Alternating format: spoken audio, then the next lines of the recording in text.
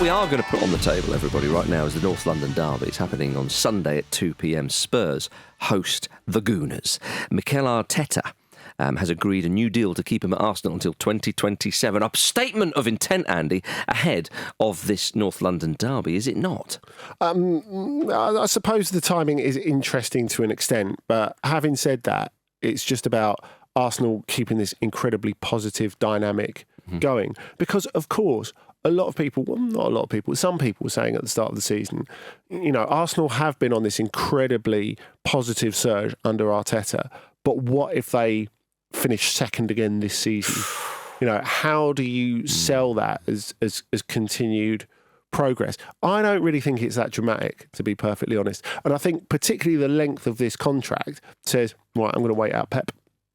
Because I think that is the key thing for how the Premier League shapes up, because, you know, it's not really a fair fight, is it, between Manchester City and Arsenal? Well, we'll find out in due course, Andy, won't we? Yeah. No, not making any comments on Monday. I'm just saying, if we look at the resources, if we look at the fact that they've got Pep Guardiola that have been building this incredible squad for a number of years, the fact that Arteta and Arsenal are anywhere close is extraordinary. Yes, and we shouldn't forget that. Just like the way in which Klopp and Liverpool were able to compete with Manchester City and Guardiola for so long was also amazing. Yeah, I mean, Arteta and Arsenal have picked up where Klopp and Liverpool left off. Yeah. But of course, Klopp did get the better of Man City on that one season, so they did win the title. Yes. But I think, if you're Mikel Arteta, you can't wait. In fact, to be honest with you, if you're everybody else in the Premier League, you can't wait until Guardiola leaves. It's a bit like with Sir Alex Ferguson, if you remember him, Vish, at Manchester United. You know? Yeah. You know, that kind of downward trajectory that Manchester United experienced. I'm sure a lot of people would like to see Manchester City do that. Why is this getting mentioned now? I'm just getting, just a little warm up before the live show. We are going back over the last 17 years of football. Some of the Man United stuff may get a mention, okay? You're going to have to deal with that. It's pointless including all the years, though, isn't it? I know, yeah, right. Be there all night. Yeah, indeed we would, Andy, indeed we would. So, yeah, look, it's no surprise that he signed a new deal, of course, because him coming into Arsenal, it's been incredible, really. He didn't hit the ground running in the same way as as Roy Keane at Sunderland, Andy, you could say. But he bedded in, and my goodness, they've been superb since he took over. But I think the interesting thing in that time is how the job has changed and how his status has changed. Yes. Because the fact is, you're looking for... I suppose you're looking for a prime Wenger replacement at the beginning, at least ideologically, if not in actuality. But that can't happen because the structure of the club has changed, that you don't have that Uber manager anymore. Whereas actually, he's closer to Wenger's role than anyone has ever been. And you know what? He's closer to being a manager, in inverted commas, than, say, Guardiola is at City. Guardiola just wants to coach a team. Yeah. And he's young as well. Arteta wants more than that, and they want to give him more than that. Yeah. And when he took the job, what they're in right now was the best case scenario. Yeah. You know, they took that, I was going to call it a punt, and I suppose it was at the time, but they took him from Man City with the idea that he'd grow into the person he is right now. And that comes off very, very rarely when you think about it. And as Andy says, changing with the job, changing with a different challenge that City present themselves, being able to actually become such a big part of the club that this has huge ramifications for the players who are still at the club who are thinking, will I still be here in 2 years' time, I reckon? For players outside the club who think, well, they really are building something here. I wouldn't want to mind a piece of this. Even little things like, I know, we'll go on to talk about it in a bit more detail in terms of on the field, but I don't think it's as attractive to Raheem Sterling if the club isn't where it is and if Arteta isn't there. Obviously, they have previous history, but you've got a coach there who gets a lot out of young players, but he gets a lot out of older players as well. He's a developer of players. He's an authentic coach as well as a manager. And I think you're absolutely right about Sterling, because I think when you look at Sterling's achievements over his career, and obviously it's been a difficult last year and a bit for him, but if you'd have gone back a while and said Raheem Sterling would be sitting there thinking, geez, I cannot believe my luck that Arsenal want to take me on a loan, which is surely what he thinks at the moment. And that's the impression you got from him, isn't it? Absolutely right. They do have the small matter of the North London derby this weekend, and Arteta might lean into a tactic that's been very effective against Spurs in recent games against them, because Spurs have conceded an own goal in each of their last 3 league meetings with Arsenal. They could make history by conceding 4 own goals in a row in the same Premier League fixture. I mean, the man's got a magic wand, Andy. I can't believe that's not already history. Oh, yeah, I know what you mean. Yeah. As if there's loads of teams tired on doing that. Who are these idiots? Go on, Spurs, do the right thing. The big news, of course, though, going into this fixture with regards to Arsenal, is that they'll be without Martin Odegaard and Declan Rice. Odegaard is going to miss the Man City game as well next weekend after picking up that injury playing for Norway in the international break. Rice is suspended, of course, for being silly against Brighton, and Mikel Merino is still recovering from the injury he picked up in his first week. So there's your kind of midfield update with Arsenal.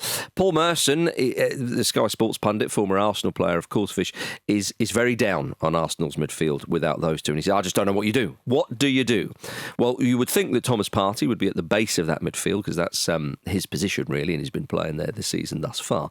What then does Mikel Arteta do? Do you bring Kai Havertz back in as a sort of a number 8? That's been a really interesting point of conversation over the last 24, 48 hours, because I thought that was the smart thing to do. You'd obviously have Jorginho in that space next to you think it'd be Jorginho? Yeah, but okay. And then you'd have Havertz as that number 8 type figure, and then maybe he has been good as leading the line, though. Well, he has, and I don't know if you necessarily lose that if you play Trossard as that false 9. Because there are a few times last year when they did that, when Havertz was always, in terms of the pitch map afterwards, he was always the furthest forward, despite the fact he was playing in a bit more of a withdrawn role. Now, I appreciate that's a little bit different because a lot of that is breaking late, whereas if you want Havertz leading the line, he's pushing up against someone, and he's not necessarily pushing up against someone even if he is the furthest person forward while being a number 8. But then I suppose it depends on what you have around him, because then do you have Martinelli out wide and obviously it's Saka on the right, or do you think Trossard's more effective on the left, so you play Sterling through the middle? That's what I wanted to which would be lovely. And also I want to see Sterling. Yeah, I think I do too. And I think also it's a little bit of I'm trying to so the offshoot of playing Sterling is you've had these serious injury losses and suspension with Rice, but you kind of buoy people with the news of Arteta's contract. And by the way, we still have a damn good player we've just got who's going to start this game. I know you don't necessarily lean towards that for that reason, but it is a factor, I think, in terms of just lifting the ground before kickoff, I suppose. Yeah, and Gabriel Jesus, who we not mentioned there, there's been injuries, he's not really played for a little while, and so I kind of assumed he's still out for this. Yeah, so I think I would suspect that the sort of the Trossard option and Havertz back there and a little bit of jiggery pokery. That makes sense to me. Yeah. I think especially the way Tottenham defend, having a midfielder whose instinct is to get past the centre forward, I think is really, really important for them. Yeah, no, totally agree. But we would like to see Sterling play. I think that's something that we can all agree on. And by the way, mention of Declan Rice being suspended there. We should say, in case you haven't seen this, that the key match incidents panel, wonderfully named, unanimously ruled that Chris Kavanagh was right to send off Declan Rice in Arsenal's draw with Brighton. I mean, any complaints, gentlemen? Not for me. No, that wasn't for me either. Why'd you put your name to being part of the key match incidents panel? Because they sound cool. Yeah. The Hall Monitors Association have decided. Those guys have got their own set of keys to the weekend. So there we are. Now, let's turn our attention to Spurs, of course. Teddy Sheringham, Spurs ledge, has voiced his concern that Dominic Solanke isn't the final piece of the puzzle. He's literally been there a month, mate. But do you think that there are other pieces of the puzzle as well? It could be argued. It's not like they're nearly neck and neck with Man City, or they're nearly there like Arsenal. I suppose they're a good side, and we've enjoyed Ange and so on. But is his puzzle? Is the puzzle he's talking about? Is it a bright blue sky?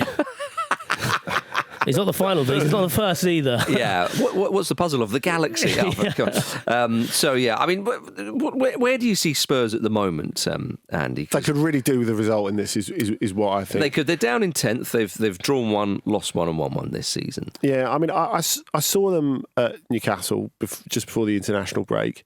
They were, in a way, unlucky to lose.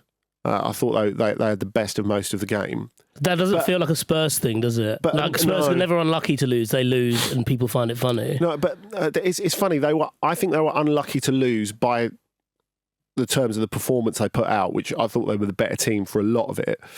But they really did bring it upon themselves as well. Yeah. And I just wonder, and it's quite interesting because, you've had one of the major Spurs podcast, View from the Lane, this week, talking about they got on the journalist who's written this book, Ange Ball. So Vince Ruggieri, which is fascinating. I'd love to read that actually, because I think there's a growing creep amongst some Spurs fans that they were so delighted to have Postecoglou on board because he's not Mourinho, because he's not Conte, because it's positive football and he's delighted to be there.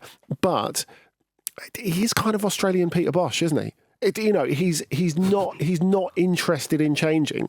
So unpack that for those who aren't familiar with Peter Bosch. Okay, well, Peter Bosch's most famous quote is, "I don't have a plan B. Plan B is to do plan A better."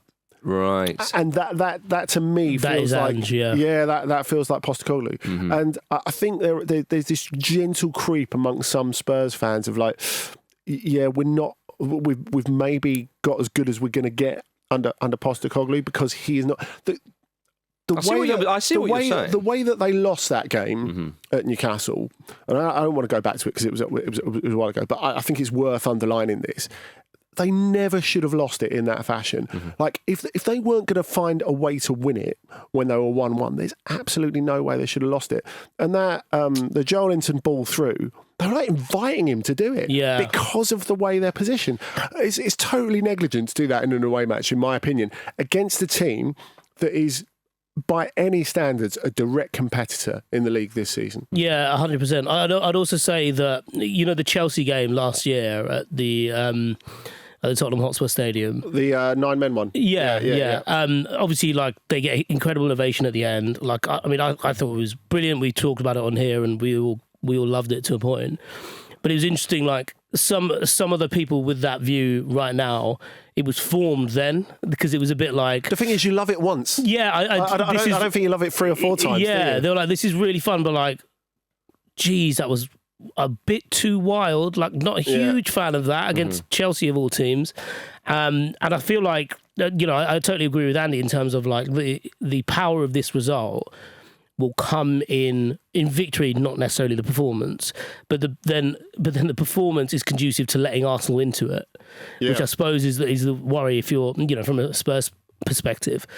Then again, though, beyond the pace that could hit them on the break, potentially with, Saka and Martinelli, if they decide to go that way, is the other factor here that without Odegaard, you're basically taking out a vital cog of Arsenal's press. Yeah. Like, and Rice as well.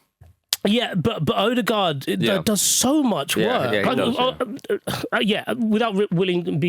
Without willing to dismiss Rice, you expect it of him, don't you? Well, with Odegaard, perhaps because he looks delightful and he looks like he's always kind of gliding around, you don't think of him busting a gut all the time. Yeah, but he constantly breaks up play. He's constantly like... maybe because of his size, the fouls that sometimes Rice gives away by barging someone, Odegaard doesn't give away. So Odegaard ends up collecting and recycling the ball, I suppose more often than you'd expect of him.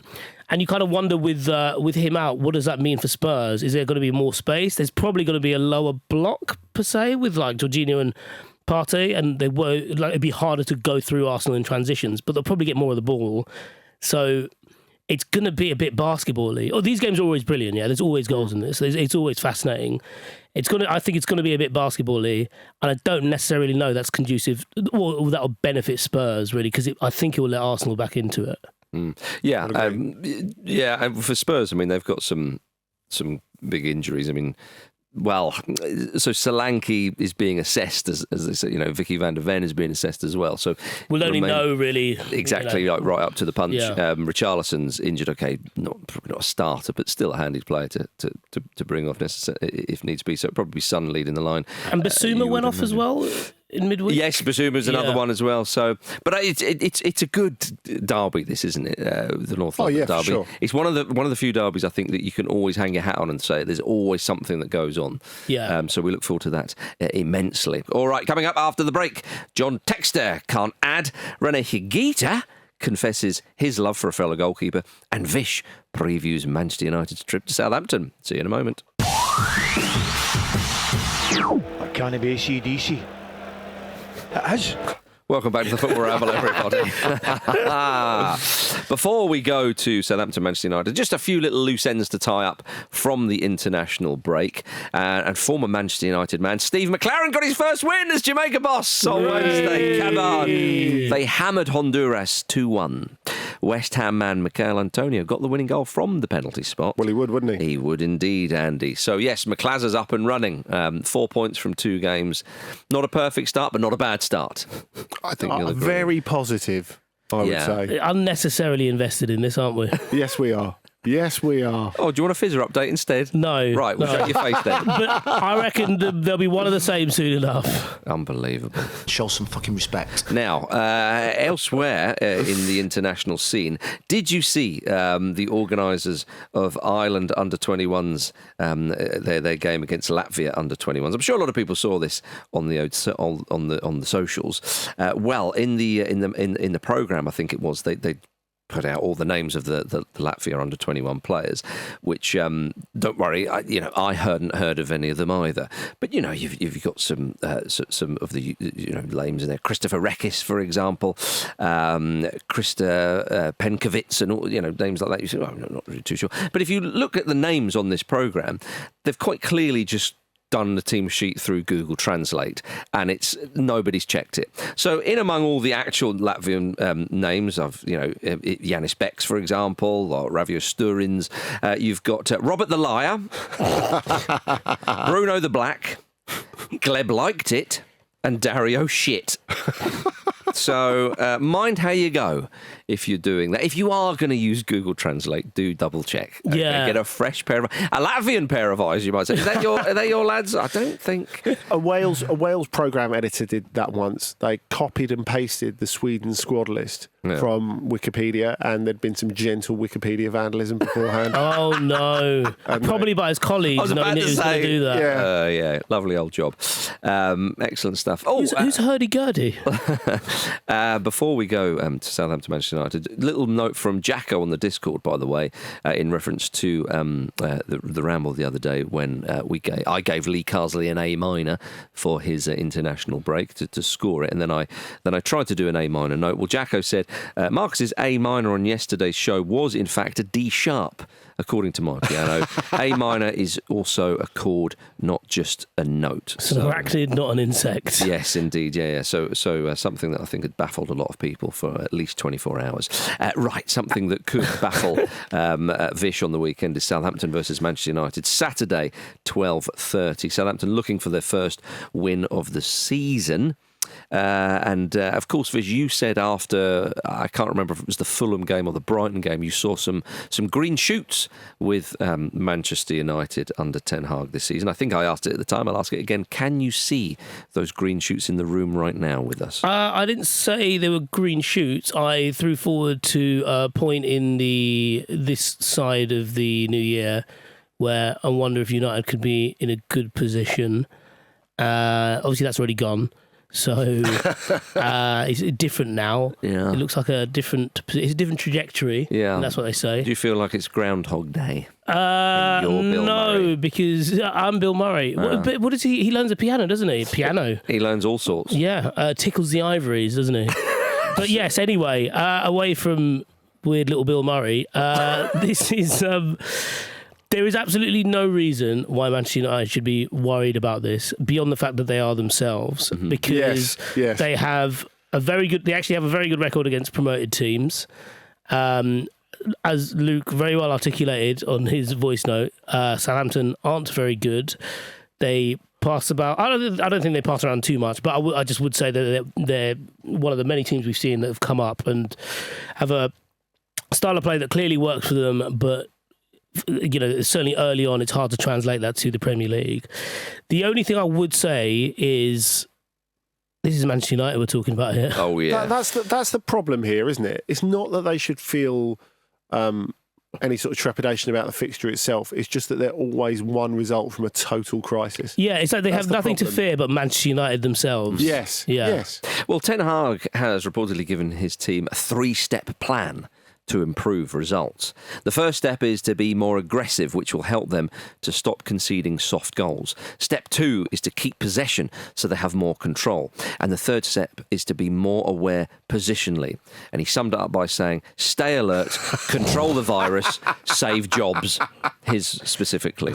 So, Vish, what do you think about that? Because it seems pretty, it seems bordering on genius, quite frankly. I mean, it should be more see it, say it, sort it. But... yeah, I mean... Stop, look, listen and think. But there's a point where you're like, a lot of this stuff, when it filters through into the outside, there's elements of it that are watered down. By the time it gets to my gobfish.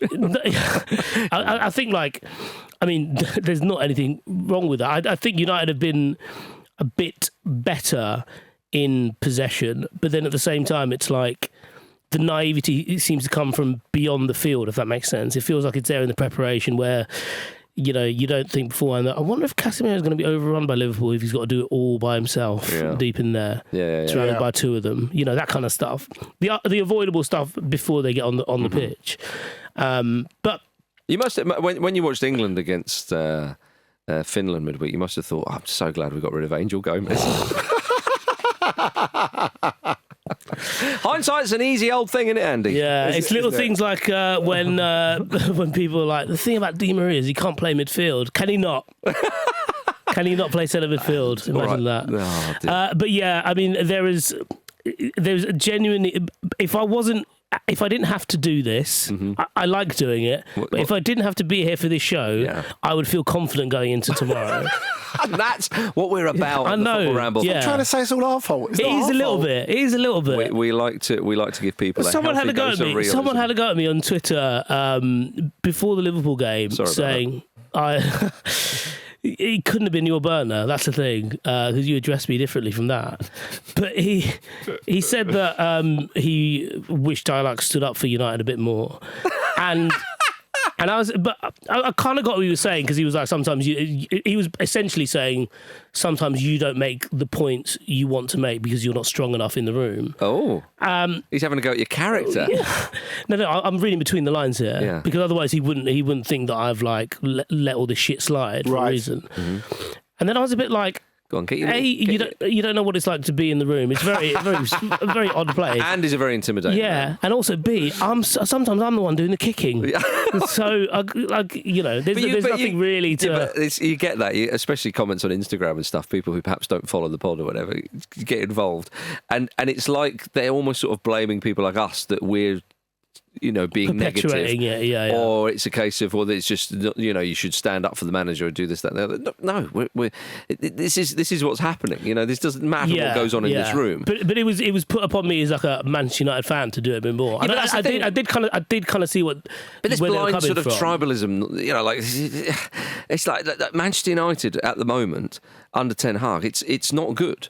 Yeah, they're not going to get relegated or anything like that, but they're not going to bother. I mean, I think they're not going to get anywhere near the top four. No, they're not. And I think the concerning thing for Ten Hag and his hopes of even lasting the season is the fact that I feel that Manchester United had quite a positive transfer window. It's unreasonable to expect it in the space of 3 games to have translated into a massive improvement on the pitch. But it doesn't really seem like anything's changed. Well, Andy, even so... It's not just 3 games, is it? It's pre-season. But it's the whole thing. Like, again, it's barely had half-time been reached with the Manchester United. I keep going back to this. Against Fulham. Yeah. It was the same old. It was. That's the thing. It was. And I think the other thing is when Ten Hag comes out and discusses it afterwards, we're just getting used to the fact he's actually a very poor communicator. He is a poor communicator. At least in this context. Yeah, and I feel somewhat sorry for him because of everything that's going on around him at the club. So again, like, I'm not just wanting to hammer him. He obviously is a decent enough football manager. We saw what he did at Ajax, and he gets the Man United job. First season, not bad. He's won the League Cup, a brilliant win in the FA Cup. But the stories from the FA Cup final, by the way, on that point, because people often bring that up, and rightly and understandably so, is that apparently some of his coaches were pleading with him, don't go toe-to-toe with Man City. Yeah. Don't do it. So that's what he apparently wanted to do in that FA Cup final. And they Eric, really, Eric, spit it out. Yeah, like, I mean, it was Steve McLaren saying, right, Eric, everything you want to say to the players, just run past me first, And I just want to go to the Caribbean, Eric. Yeah, exactly. So let me get my medal, whatever colour it is, and I'm off. But that apparently is what happened. And so eventually, and they came up with a plan and they did it. But in terms of the transfer window, Andy, they've had a good transfer window. Yeah, I think that's not unreasonable. And Matthijs de Ligt is a good signing in an area perhaps they needed to strengthen. Or could be. But then, he's at fault for 2 of the goals that Netherlands conceded against Bosnia. Made another mistake in the build-up to Germany's goal on Tuesday. Described his performance after that, the Bosnia-Herzegovina game, and he said it's fucked up. He's not been at the club very long, and they're affecting him. It's an epidemic. Yeah, I'm not sure that's necessarily fair. I mean, the reason they Stay alert, control the virus, save defenders. Andy, do you not remember the start of Space Jam? When Charles Barkley loses his powers. But that is a worry, though, is that when players go to a club, a banter club, as we like to say, then their performances get ruined. I think with De Ligt it's different because... Okay, fine. And it wasn't for Man United, I understand. They have been able to pick him up, and they've been able to pick him up for a reasonable fee. It's a good sign. Because he has not made good on his promise in the last 5 years since he left Ajax. That's the issue here. Fine. It was interesting because I was in Amsterdam for the Netherlands-Germany game, and he got taken off at half-time and replaced by John-Paul van Hecker, who is even less convincing, if that's possible. Well, they should sign him as well. Yeah, maybe, right? But they had this big, obviously very frank discussion on Dutch television where... That's unlike the Dutch. I know. Is there any... I was surprised too. In the Netherlands, that's just called a conversation. Yes, it is. It is. It's called pillow talk. Yeah. Pierre van Hooijdonk was saying, we know he's got a lot of talent, but how many times can we say he's a promising player and let him make these mistakes? So I need to get this channel. he's in a difficult place at the moment. But of course, I think he's been through so many places where he's needed stability, he's needed consistency to develop at Juventus. Come to the right place, and brother. He's not really got it. So is he going to get stability at Man United, Andy? He might eventually get it. Maybe post Ten Hag. Yeah. There you go. You're talking post Ten Hag. Okay, but that's the problem, isn't it? He needs to be in a position where he's going to play every week and develop, which he's not been able to do over the last 5 years. And the thing is, whatever Manchester United are doing right off the pitch at the moment, and I really do think there are improvements in the way that they're doing business, it's a little bit like Chelsea in that there's such a mania surrounding the club that to say it's a medium-term plan... Well, it's a medium-term plan until you meet the outside world, isn't it? Andy, I want to talk about Cristiano Ronaldo, former Manchester United player, a legend at Old Trafford, one would say. He said that Manchester United need to rebuild everything. He criticised... go on, Chris. Just say root and branch. Go on. Yeah, that's what all was missing. He criticised Ten Hag for saying Manchester United cannot compete to win the Premier League and the Champions League. Ten Hag responded in typical fashion, among others, saying, so he's far away in Saudi, far from Manchester. Everyone's entitled to have an opinion. It's okay. So does the proximity to Manchester... That's Dutch for I kicked your ass to the curb. Yeah. I punted you that far away. Whereas Alejandro Garnacho liked a post on Instagram that quoted Ronaldo's words. He's Garnacho loves a bit of that, doesn't he? Well, Garnacho's also a massive Ronaldo fanboy. Because it came to a head in the Argentinian camp, didn't it? He just likes everything that he does. Yeah. That's the impression I get. Yeah. Maybe there's some setting that he's got. I like the way it's like, how good it's going to be when Van Nistelrooy takes over as the next coach. Well, Ronaldo said, but what are we doing? Well, he said if Ten Hag listens to Ruud van Nistelrooy, maybe he can help. That's quite interesting because they fell out massively at United. Didn't Van Nistelrooy make Ronaldo cry once in training? Yeah. And then Van Nistelrooy got bombed out the side, basically. But then Ronaldo, I think they must have crossed over at Real Madrid, didn't they? Or did they not? I don't think maybe so. not. No, get your facts right, mate. And if they did cross over, then I apologise. Right, let us leave Manchester United and Southampton. And move on to Aston Villa versus Everton Saturday at 5:30. Everton have lost all 3 games so far this season and have conceded 10 goals. They need help. Will that materialise in the form of John Textor? Andy, he did an interview with Sky on Wednesday and said that he's confident of completing a takeover of Everton before the end of November. He's the current owner of Lyon. He's got fingers in many footballing pies. There's a Belgian side, Botafogo in Brazil as well. Obviously, Crystal Palace. Sounds like a swell guy. He had an absolute mare of press conference this week. He was trying to do basic sums, and he kept getting them wrong. And then he realised halfway through, he's like, "Oh yeah, 145 minus 40 is 95." And he kept going, "Oh, no, it's 105, isn't it?" Okay, fine. So we were an extra 10 million over the budget, but that's, and I'm thinking a club like Everton, finances are a problem. If you're just going to miscount by 10 million here and there, it doesn't bode well. You know, the worst thing about that was it was like because he kept being thrown because he'd written down the number 95, yeah, and it was a little bit like he didn't really know what's going on. But before he went into the press conference, he said to one of the accountants, "Right, explain it to me like I'm a child." Yes. And so he could have come out there and said, "Right, so we had 4 oranges." And then Mum took 2 oranges away. Yeah, which means we've got 3 oranges. Yeah, but then we've paid for 4 apples with 2 oranges. We've all been in that position where you go to do some public speaking and you can't read your handwriting. It'll happen next week, yeah. We'll type it up and print it off then, Andy. Yeah.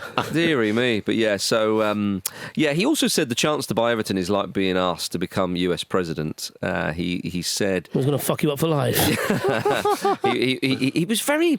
His comments were quite interesting because he was basically saying, well, the reason why this is an option is because of what's happened at Everton recently. And he said, we're obviously fortunate in a way to get there. So I kind of understand. But then he started saying, obviously, if someone comes in with a much higher bid, then we won't be able to compete with that. And I thought, what's going on here? He was really highlighting the fact that Everton were there to be bought, but yet he did sound like he really wanted to buy them. I know there's an element of like this needs to happen for Everton, like every which way. But doesn't that make you sick? Like, well, it does. Having someone talk about a club, not even our club, such a historied club as well. But just in that like callous way. Well, I get there's a level of like necessity with it. Yeah, but it's really rank. He could have expressed it differently if he said, "Look, a club like Everton, if they're up for sale, I can do it. My goodness, I'd jump at the chance for this amazing club." And talk about the club's history. Talk about the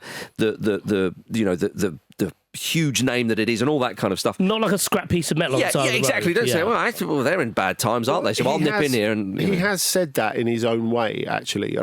In his own way, I'm not defending him because I'm not a massive fan of what he's doing at Lyon. Obviously, he has this Eagle football conglomerate by which he owns all those clubs, including Lyon, as you were saying.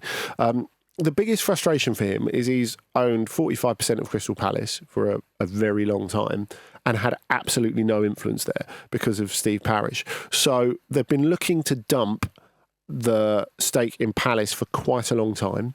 That's accelerating. The advantage for Everton, the advantage for him trying to buy Everton is the fact that there's no other game in town because loads of other people have looked at the books and gone, yeah, no thanks. Textor's been quite clear that it's not going to be actually part of Eagle football, that he's buying the club with his own money. Mm-hmm. So it's slightly different. The thing that I would be wary of, the way that he has run other football clubs, is all quite hand to mouth. And it's a lot about needing to generate money all the time and being forced into a situation where you need to get the cash flow going. So you're making financial decisions that really you don't want to make. That would be the major concern for me. And also, so some of his practices, I mean, who was the player that was going to sign for Fulham? Ernest Nuama. I mean, that was a very strange story. That troubling. That was strange because basically they committed to making a certain amount of sales last summer at Lyon. They'd got nowhere near the figure, so they tried to make him go to the Premier League on the final day. Now, he was so not into it that while he was doing the Fulham medical, he was crying during the medical, and then he left the room, and they thought he was going to come back and sign the contract, and he just did a bunk, and Fulham couldn't get hold of him, Lyon couldn't get hold of him, his agent couldn't get hold of him, and Textor actually apologised to him in public twice. He did it again this week and saying, look, I treated him really badly, I shouldn't have done that, he's always got a home here. So I suppose at least there's a form of contrition there, but it does plug you in to the sort of desperation they get in terms of needing to get that cash flow going. Like I mean, I get the impression from your opinion or how you talk about Textor and other opinions from what we hear about, say, Botafogo and Lyon, that he's not that highly thought of. No, Botafogo fans are not as into him as they were. They loved him at first because the team were doing really well. Then he started punting their assets to Lyon for their playing assets to Lyon for not that much money, which obviously has upset people. The ones that don't work out, it's a bit like Forest and Olympiacos, get sent back there on loan, of course. So I guess that's a kind of short-term advantage. But I think when Vish was talking about the fact that this kind of needs to happen for Everton, that's the danger, because you felt that when Lyon were getting sold to Textor, there were so many red flags, but it's like, we're so far down the line now, we've just got to get it over the line. And that is a bad place to be in. And he's been completely incapable of really understanding French football financial rules as well. I guess you would hope he has a little bit more of a grounding in the English game. But of course, we don't really know because, as we said, he's had no influence at Palace. No, that's right. Well, Everton will be playing Aston Villa, of course, on the weekend. Villa have started the season all right, haven't they? I mean, obviously they lost to Arsenal, but other than that, they've picked up a couple of wins. They'll be favourites for this game, Vish, you would think. But Everton, my goodness, having lost 3 out of 3 in the situation that's been well documented and chatted about for a long time now. Despite being the underdogs for this game, they bloody need a result. Yeah, they do, and I know they probably want to rewatch the last few moments of that Bournemouth game. Well, all the rest of us are just winding it forward to the last 15. Yeah, exactly. Yeah. The performance for 85 minutes was much more encouraging, though. It was encouraging to a point of, I think you could. There's no really excuse for shipping 3 goals in that short period of time, but you can kind of attribute it to a bit of tiredness. You can try maybe attribute it to a bit too much emotional energy expended to get to that point where you're 2-0 up. Because I think you guys covered it on the pod on the Monday following this. Well, it led with it, didn't it? Because for the first time in a while, I listened to the start of a show after United had lost. But they were brilliant. They were genuinely brilliant. And it's obviously hard to keep sight of that given all the other shit around it. Yeah. And obviously how the result panned out. But I thought they were excellent. And it'd be interesting to see if they can summon anything close to that against Villa, because as you say, Villa started pretty decently, decent win against Leicester City before the international break, and they are going to be their own proposition and they're going to try and run roughshod over them, but it wouldn't be the most surprising thing if Everton get away with a draw. I think it's one of those things when you think of the Amadou Onana move, it's just must be an absolute sickener.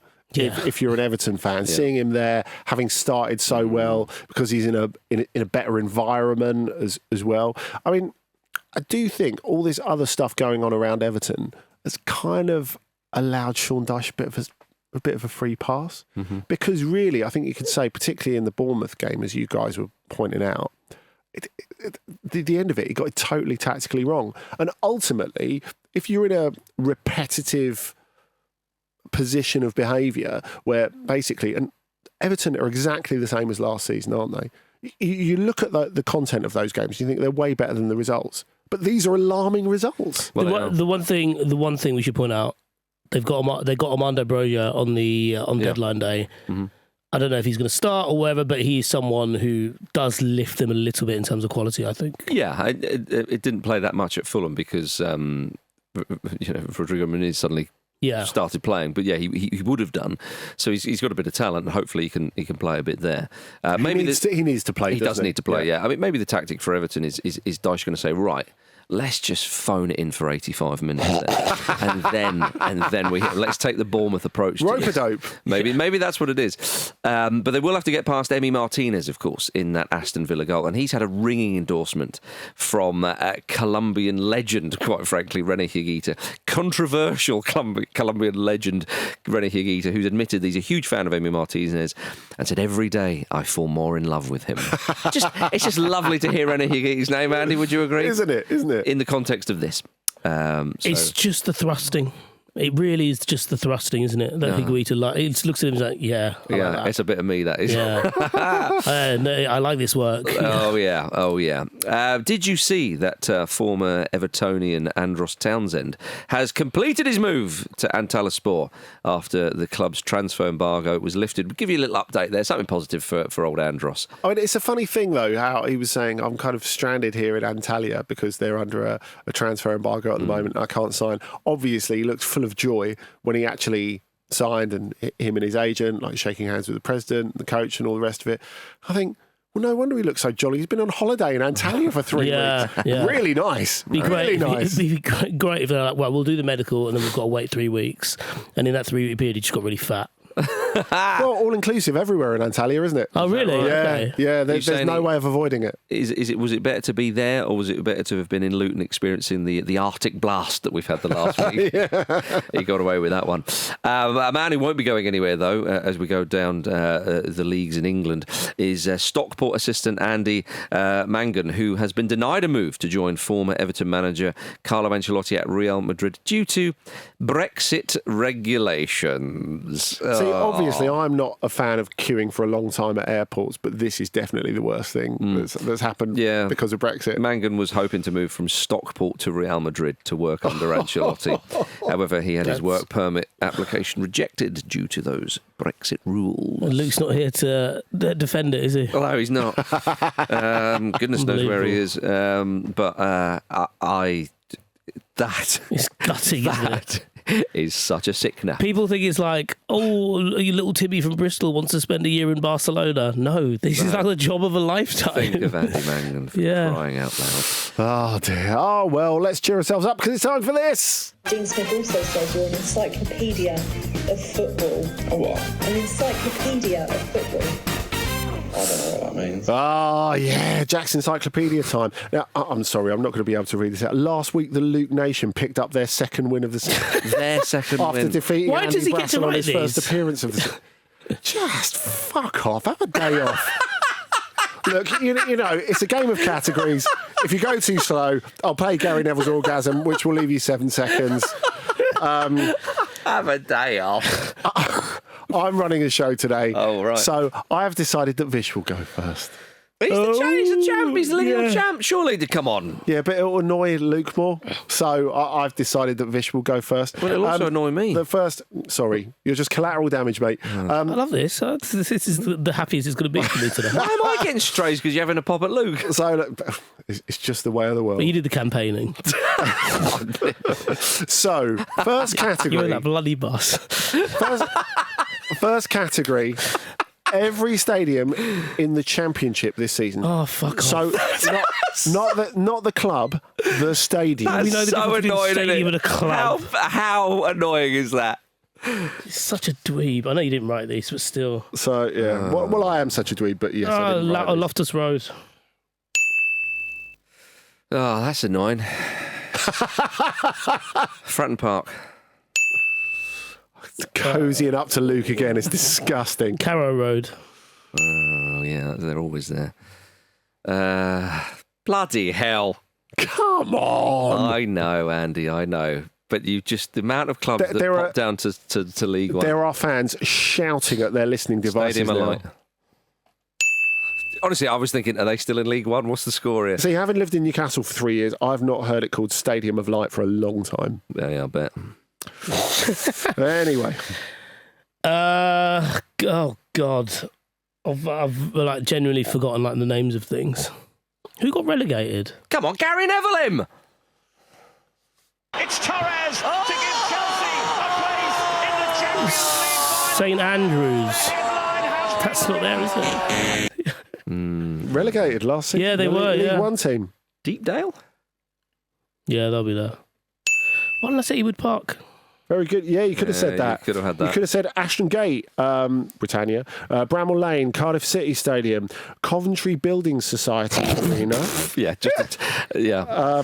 Hillsborough, Home Park, Kassam Stadium, the three-sided beauty, Kenilworth Road, MKM Stadium, which is the current Kenilworth Road was the one. KCOM or KC. Yeah, you could have had that. You could have had Pride Park, Riverside Stadium. Pride Park. You see, I couldn't remember if Derby was there. Yeah, so mine just goes, hang on.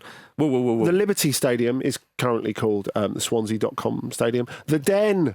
You could have had the Hawthorns. You could have had Turf Moor, and you could have. Would you have had the Den, or would you have had the new Den? Doesn't matter. Yeah, we move on. It doesn't matter. Neither of you got it. Yeah. So it's a point to Marcus. Andy gets to serve. Oh. Yeah. I did. No wonder you're in your little white shorts, your tighty whiteys. The Ramble's Cliff Richard leads us out the gate here for the 20. The 20 goalkeepers with the most clean sheets in Premier League history. Oh, blimey. As listed on the official Premier League website. Okay. What you got? Surely Petr Cech. Yep. David James. Most. David Seaman. Very good. Peter Schmeichel. Edwin van der Sar. Oh, this is a pleasing pace. Come on, boys.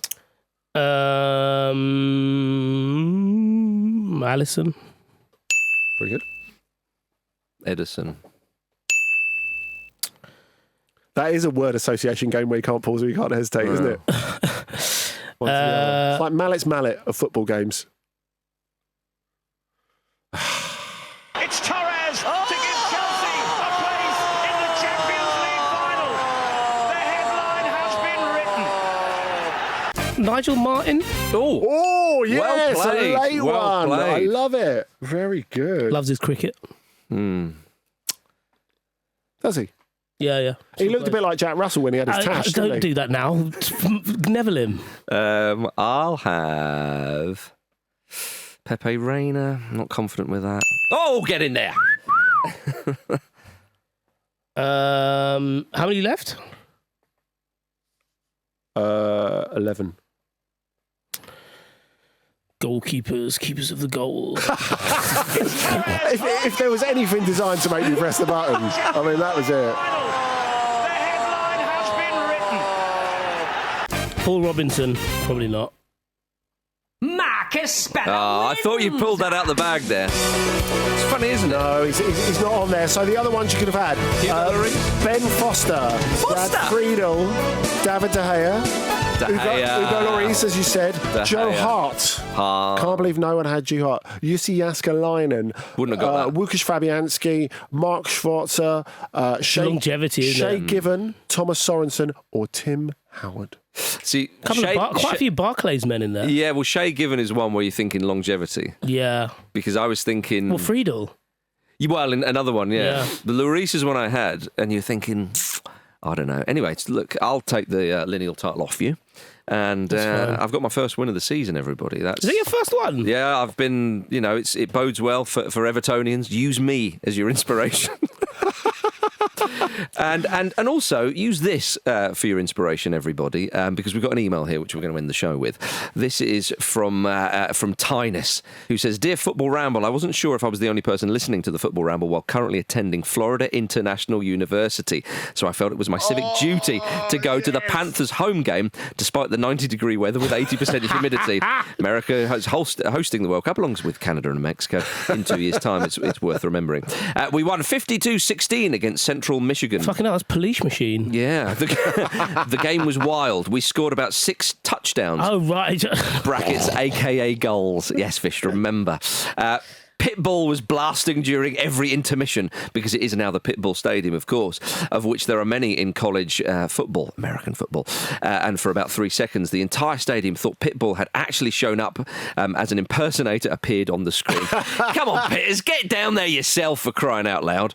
After discussing the night's events with a long-time Panthers fan, I can confirm that we are still not very good, but the only explanation for this performance has to be the invigorating spirit of Pitbull himself. I managed to secure a Pitbull Stadium commemorative pin, and I'm willing to send it over if you promise to treasure it and treat it with the respect it deserves. We certainly will. How about that, everybody? Someone was there on the ground. Taines was there. God bless you, Taines. We absolutely love you for that. And because of that, we're going to make sure that Pitbull is playing when the keys to the weekend are open in the weekend. And they are now, everybody. The gates open. Run wild and free. Don't stop the party until Sunday night/Monday morning.